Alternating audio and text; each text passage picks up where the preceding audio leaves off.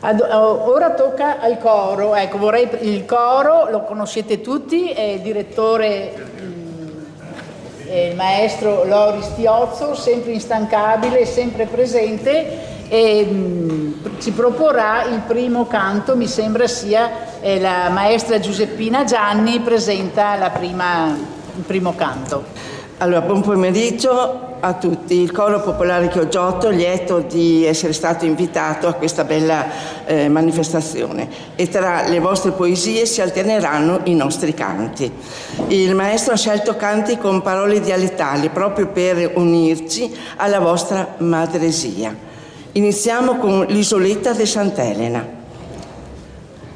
Tante sono le isolette della Laguna Veneta, Pelestrina, Burano, Murano, Torcello, ma l'isoletta di Sant'Elena merita una singolare descrizione.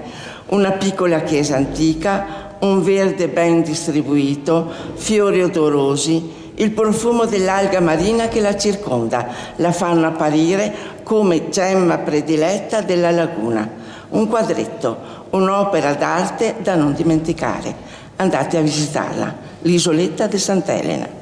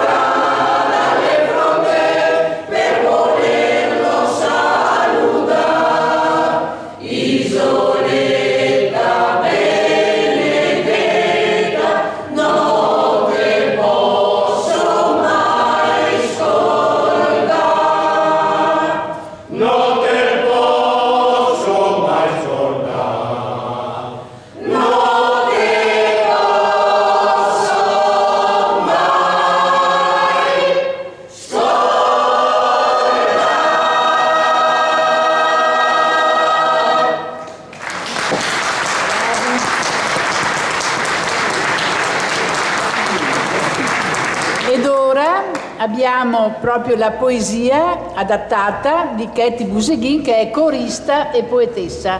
Ha composto una poesia sull'isoletta di Sant'Elena. Ce la descrive suggestiva nella laguna tra Chioggia e Venezia, tra voli di gabbiani, in questa oasi della natura. Sentiamo Katie. L'isoletta de Sant'Elena. Ondesiole che se frange fumose alla riva, mentre in lontananza sole alti sul mare, bianchi i crocai in cerca de pastura. All'interno teneri oselletti corre nel cielo qua e là, fra canti giulivi a saludare il sole che nasce o che va a dormire. Così nell'isoletta ogni dì si ripete il ciclo della vita che durerà in eterno sul ritmo dell'universo. Grazie. Abbiamo Maria Luisa Baldo. La poetessa esprime sentimenti di emozione mentre, passando in Rivavena, ripercorre ricordi di un'infanzia serena. La poesia di Luisa Baldo. Rivavena, Sorniona. Mi capite di camminare in Rivavena che m'ha visto giocare fantolina. E sempre mi viene a mente la mia gente che in sta riva la compreva, ciacoleva e se incontreva. Adesso non che c'è più niente. Ma di sera, cominci a fare scuro, sta Rivavena mi commuove, mi trabocca i sentimenti con ricordi e l'emozione che si ritrove. Sempisse intanto tremolanti lampadine che de chiaro non le fa proprio per niente, ma le sbampole in le parti più segrete che dall'ombra de botto le vien fora. A brassetto se cammina ciacolando in romantica armonia che l'aria fa desbrillare e l'anima se slangue e ti vorressi e non ti s'accossa e ti sospiri in st'aria de mistero che vivemo solo a Ciosa con la sera sorniona cale lenta e silenziosa. Grazie.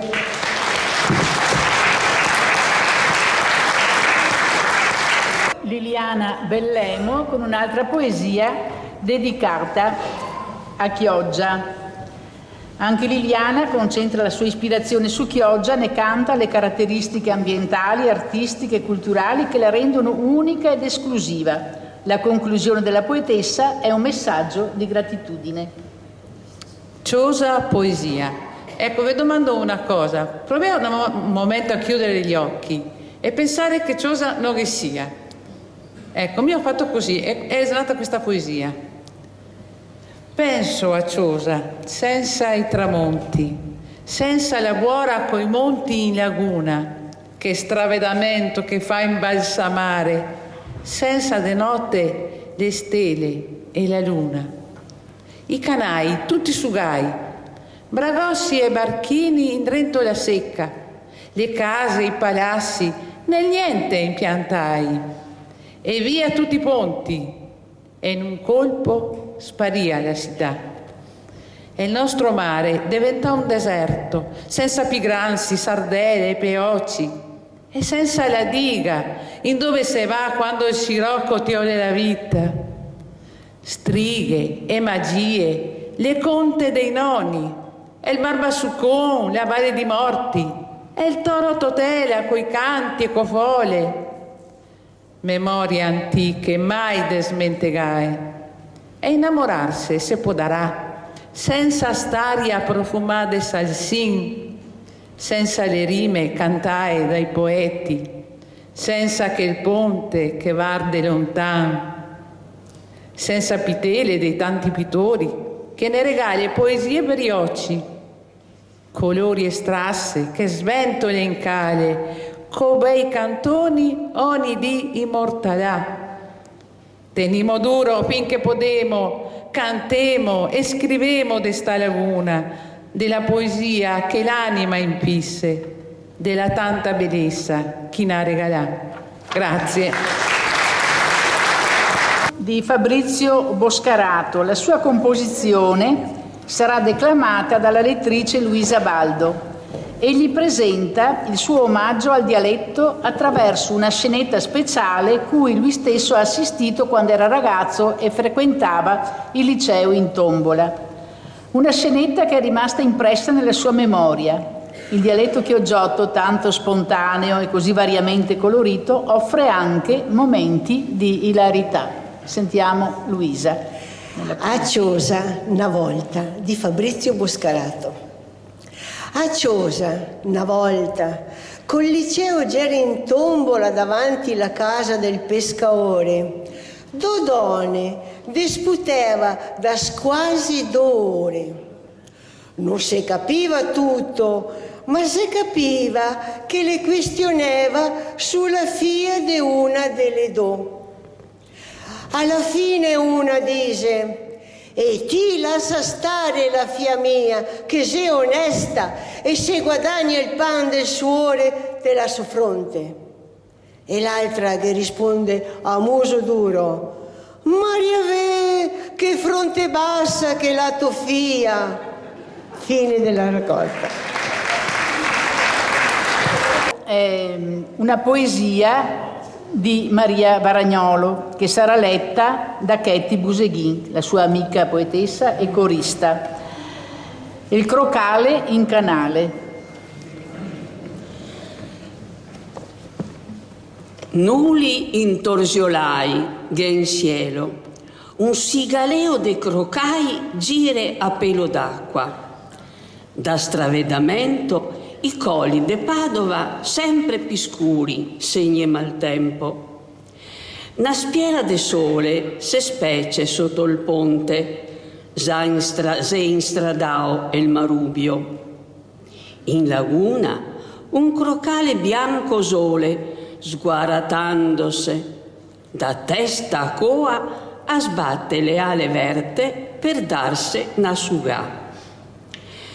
Sotto i miei occhi se spario, con la testa a picco sott'acqua, per fare una magnà. Ho pensato, zelo quello che a mesodì ma ciamà? Intera setta gerodrio rostire il pesce. Ho sentito un sigaleo, ho guardato, non ho visto nessuno. Ho girato l'occhio, pronto, sì, pronto, col becco sulla teccia, l'odore gattira. A voleva portarmi via il pesce appena cucinà. Impetio, sfidandomi, pareva che mi dicesse: pareccia la tola che vengo anche a me. Queste erano le poesie di Maria, ecco, delle scenette molto spassose. Ed ora il secondo brano musicale, sentiamo maestra Gianni che lo presenta. Ascolteremo il canto dopo la bufera. E il canto dopo la bufera è uno dei più antichi e significativi canti narrativi popolari della nostra Chioggia. E in questo canto parliamo di pescatori, del loro duro lavoro e del pericolo che per loro è sempre in agguato. Si racconta della notte tremenda appena passata. C'è stata una burrasca spaventosa e se fosse durata un'ora di più tutti sarebbero annegati. Ma l'avventura è andata a finire bene. Il tempo cambia, torna il sereno e i pescatori, strachi, morti da freddo e da fame, tornano in porto sani e salvi e ringraziano il Signore che sto mondo li galassà. Ascoltiamo il canto dopo la bufera.